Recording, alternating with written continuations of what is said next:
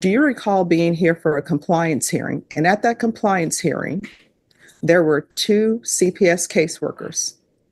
Do you recall that?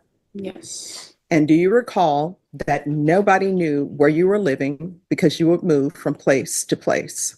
Did you recall that? She disappeared for 18 months, ignored every call from her probation officer, even kept her children hidden from Child Protective Services. Today, Kayla Connor stands before Judge Boyd armed with excuses. She says she was scared, blames a toxic boyfriend, hopes a character witness and a tearful apology will save her from prison. But there's one thing she didn't count on. Judge Boyd remembers everything. All right, court is calling 2022 CR 0841C State versus Kayla Connor. Can I have parties announced for the record? For the state? Ashley Jones for the state. For the defense? Roberto Ambrosino. And are you Kayla Connor? Yes, ma'am. All right. Did you review the document entitled Motion to Enter Adjudication of Guilt and Revoke Community Supervision and state's motion to supplement pending motion to enter adjudication of guilt and revoke probation with your attorney? Did you understand it? Yes. Are you the same Kayla? Is it Janine Connor, who was placed on deferred adjudication in 2022 CR 0841C for the offense of injury to a child with intentional bodily injury on August 25th, 2022 for a period of 5 years? Is that you? Yes. All right, state.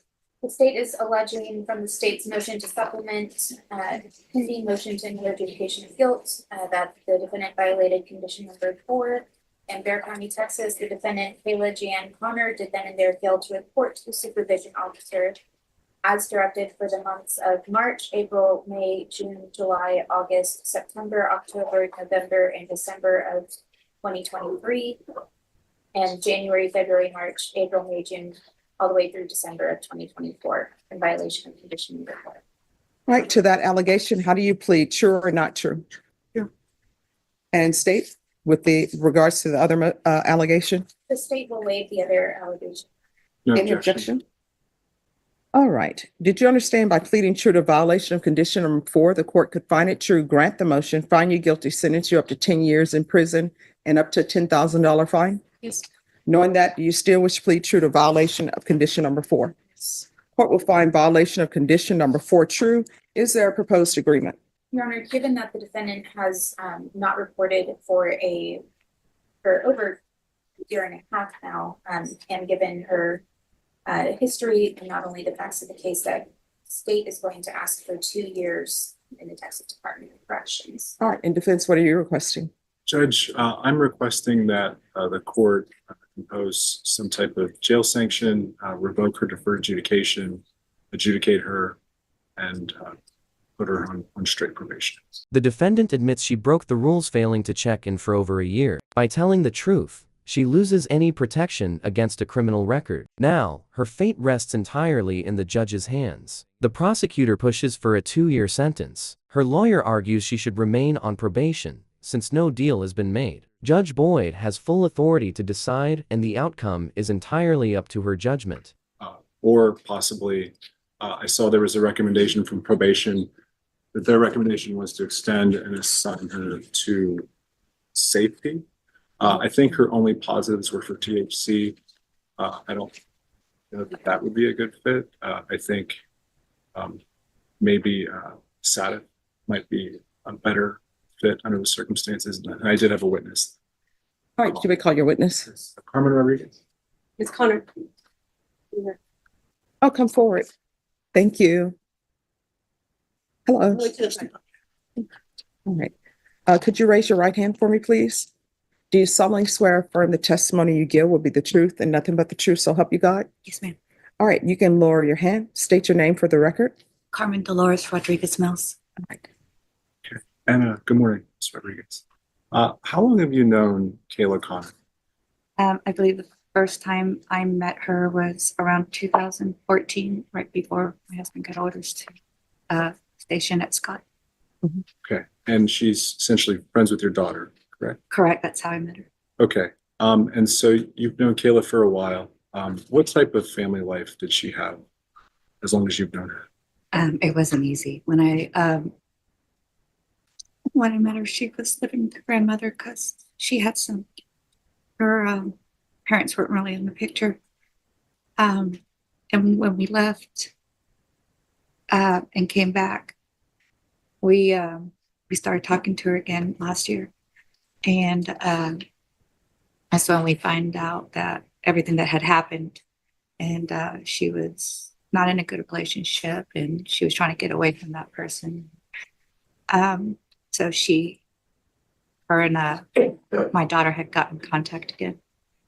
But it wasn't a good example. So she has had a hard life, as such. And with respect to the probation, I guess you were recently made aware that she had a warrant for essentially not reporting to probation. Yes, I probably around, I want to say around New Year's, she let it be known. And at that time, I was trying to talk to her, and I don't know what the process would be. So I was trying to convince her to, if we could hire a lawyer to explain what needed to be done. And so once you were made aware of her situation, you advised her to deal with the warrant, turn herself in at some point. Whatever I don't know if she would have had to go to the probation or who. Okay. And do you feel like you've been a positive influence in her life to this point? I feel yes. Okay. And has she essentially spent a lot of time at your house over the last few months? Yes. Okay. Has she lived there or just Sometimes my husband and I joke that she lives there. Yes. Okay. Okay. And if the judge were to continue her on probation in some form or fashion, would you allow her to live with you, at least in the short term, while she gets back on her feet? Yes. As long as she abides by the rules. Okay. And based on what you've seen, do you think that'll be a problem? No, I don't think so. I just think she needs the guidance. Okay. Do you think there's good in Kayla? Yeah. Do you think the judge should give Kayla another chance? Yeah.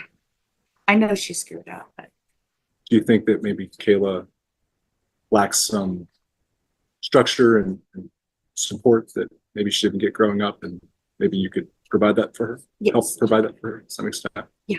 Okay. Thank you. I'll pass it. All right, any questions? I can just put in, what's your daughter's name? Michelle Michelle, last name? Rodriguez. And how long did you say you've known Kayla? I think it was around 2014 because we left in 2015. And then, so I knew her then because I had to get permission for my daughter to go over there and let her talk to the parents before. So 2014 to 2015, you knew her before you left? Yeah, before we left. And then when we came back, I would say it was last year that she started coming back. When did you come? Well, I came back, my dad had cancer, so we came back in 2018. But my daughter was in Clovis. Okay, so from 2015 to last year, you really haven't had any interaction with Kayla? Personally, no. Just my daughter saying, oh, I talked to her. Or, yeah. Those are the only questions. Any further No, questions? Your Honor. I have a couple if no one has any objections. No objection. So you mentioned that she was in a bad relationship. Yes, ma'am. Was that the relationship she was in while she was on probation? Yes, ma'am. Okay. And did she ever discuss with you that Child Protective Services was in her life? Child Protective Service. Well, she told me about the case and that she had certain requirements she was supposed to be making. All right. And did she tell you her requirements with Child Protective Services?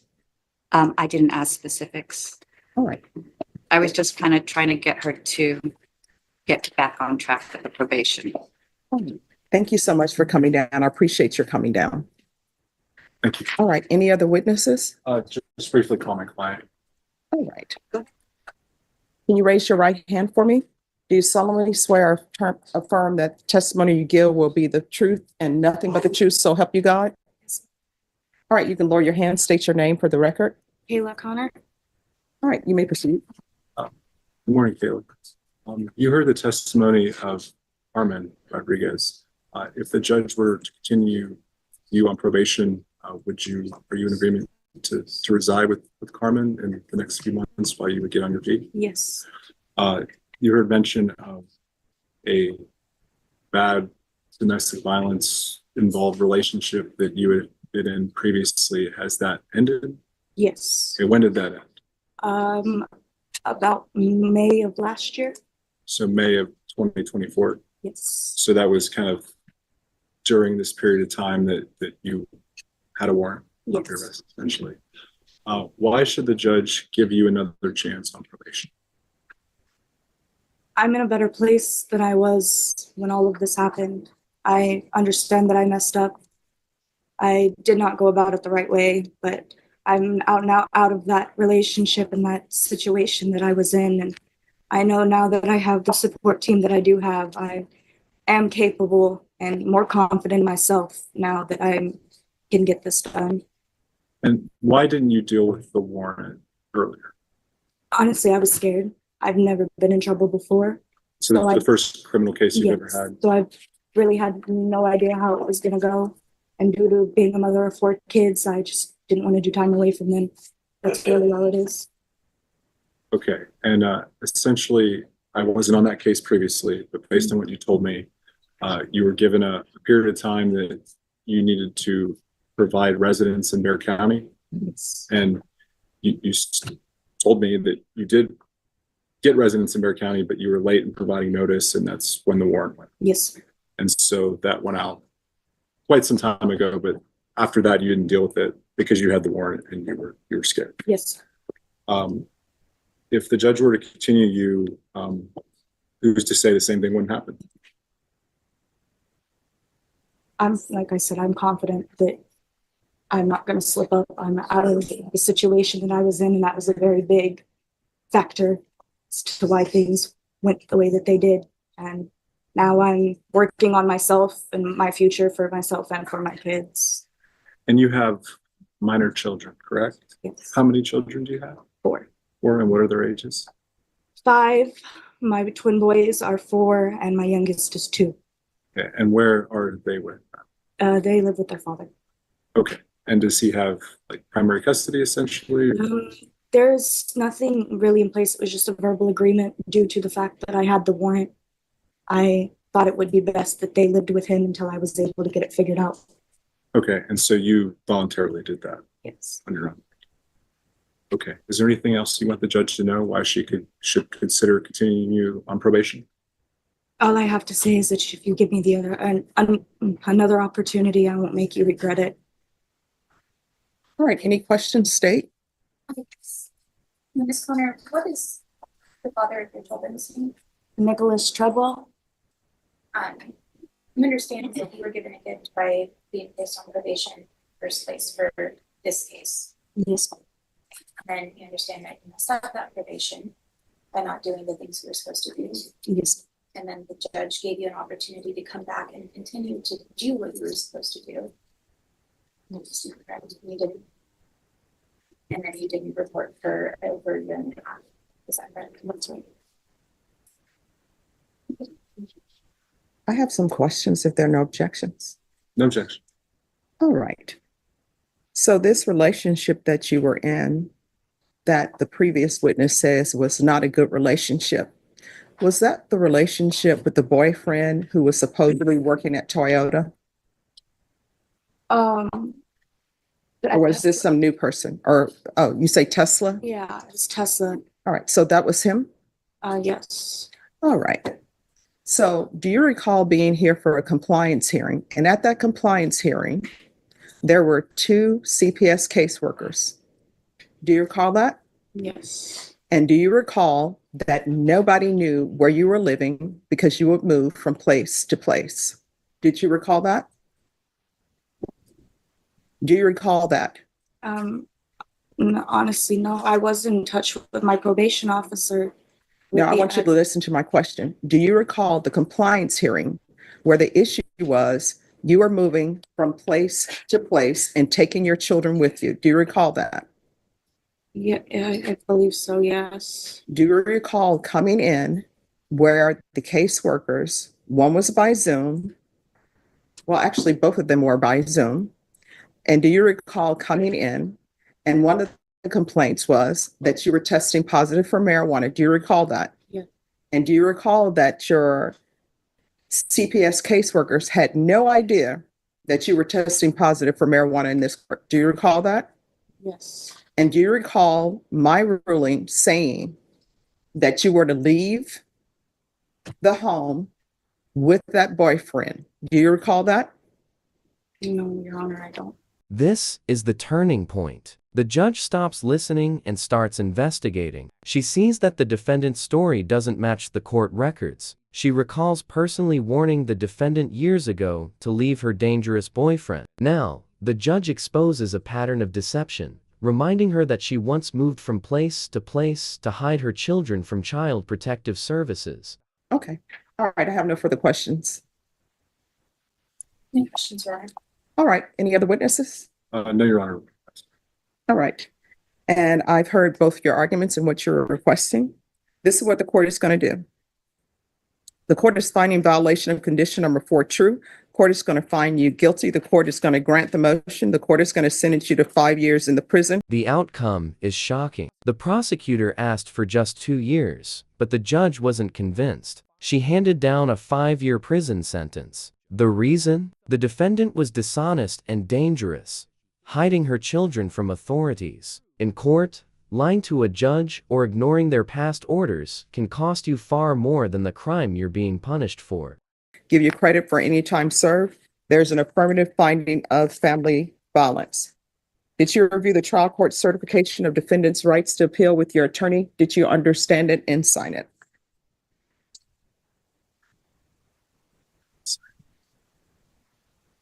Did you understand that and sign it? Yes. You have a limited right to appeal. That right to appeal is as it relates to the allegations in the motion, not the fact that you are in deferred adjudication. Because this is a felony conviction, you're not allowed to own or possess any weapons or ammunition. If you have a question what a weapon or ammunition is, you'll need to speak to an attorney. Because this is an affirmative finding of family violence, you're also not allowed to own or possess any weapons or ammunition. Good luck to you.